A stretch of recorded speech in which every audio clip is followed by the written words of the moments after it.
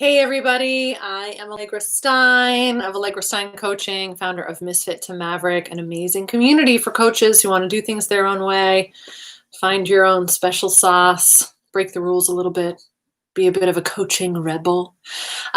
Today is my second YouTube Live. I've made a commitment to start showing up and doing some more YouTube Live videos. Hello to those of you who are watching. Feel free to share comments anytime, or if you're watching on replay, I see you. I appreciate you. Please don't hesitate to share your thoughts in the comments below and I will revisit.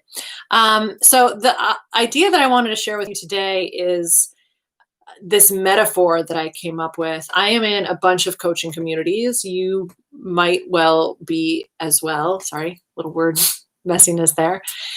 Where you just see a lot of coaches talking about their work. And I have a bit of a radar now for the language that coaches use to describe what it is that we do.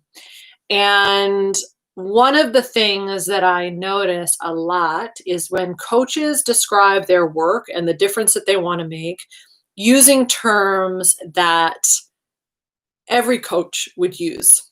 You know, that when I see how the coach, I help people do this and this and this, and I think, we all do that. And I think it would help if I read to you an article that I posted in the Misfit to Maverick community that I run. You can learn more about it in the comments below.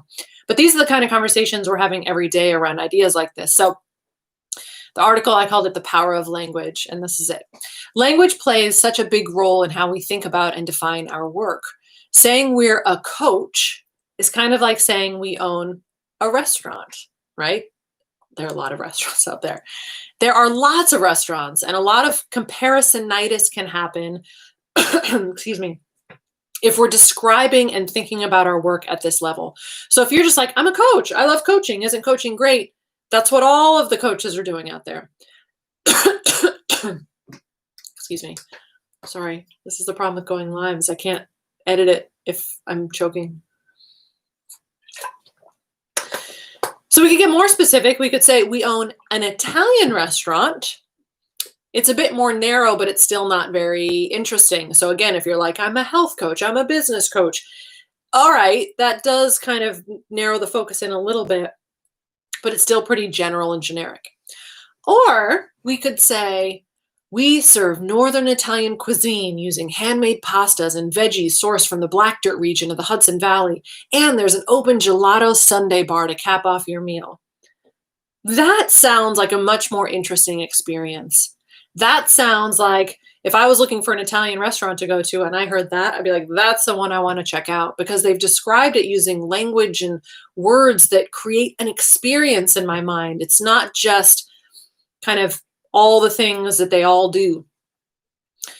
If you look around, you'll see a lot of coaches describing their work at the level of restaurant. Phrases like, I help people deepen their self-awareness so that they can pursue the life of their dreams. Okay? We all do that. All of us coaches, for the most part, would say, yeah, I do that too. We all help people get unblocked. We all help people feel more confident and break through limiting beliefs and find clarity.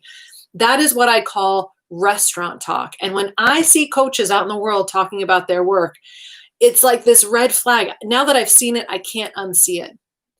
And I put this and I share this with you because if you want to not only be more interesting to the people who are thinking about hiring you, but just to feel more confident in what sets you apart from every other coach out there, you need to, or I encourage you to practice finding language to describe how what you do is different from that other coach over there.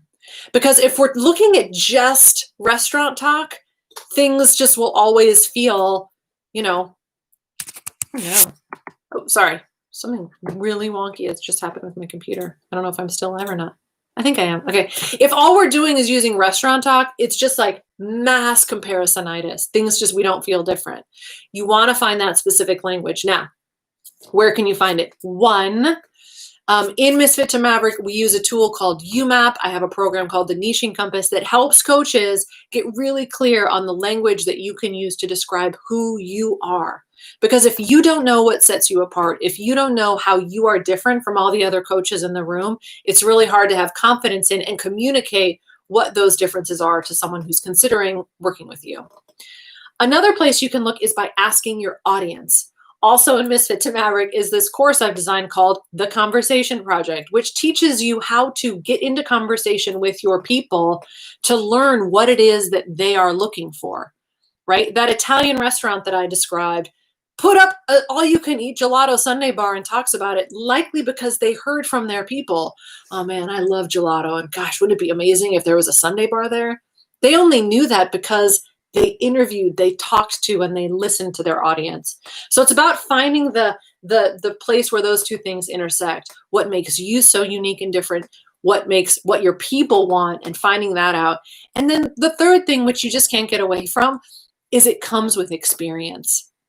You have to embrace a spirit and an intention of patience and a willingness to try things out and to see what works, and to, as much as possible, stay in conversation with and engaged with your people and in the coaching, because it is through the coaching over time that you will refine and get really clear on what that unique experience is that you and only you can create in the coaching landscape. Again, that Italian restaurant, the owner of that space likely didn't start with their vision. They might have. It's very possible to create something compelling and interesting from the very beginning, but also know that sometimes that clarity comes as a result of many different experiments, failures, trying things on, seeing what works, what doesn't work, and that it's okay if it takes some time. So those are my thoughts for today. I appreciate you being here. Sorry for the little hiccups in both needing the water and when my screen went super wonky and I didn't think I'd be able to turn this off, which would have been fascinating.